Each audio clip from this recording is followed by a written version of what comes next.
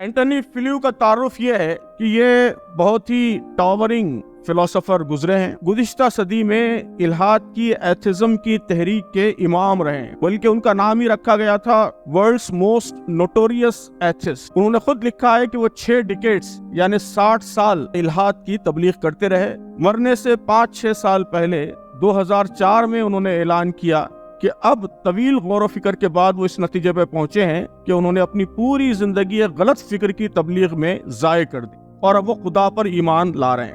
और उसके बाद जो उन्होंने किताब लिखी है, बड़ी गैर मामूली किताब है, देयर इज अ गॉड। तो ये बहुत ही इंटरेस्टिंग किताब है। उसमें उन्होंने अपना पूरा ज़हनी सफर बयान किया है। चूंकि वो खुद 6 डिकेड्स तक एथिज्म की तबलीग करते रहे, इसलिए ये सारे मसाइल जो उनके जहन में उठते रहे वो सब का उन्होंने जायजा लिया है और उसका रद्द किया है। तो मैं समझता हूँ कि इस मौजू पे बहुत ही साइंटिफिक किताब है, इसको हमें जरूर पढ़ना चाहिए।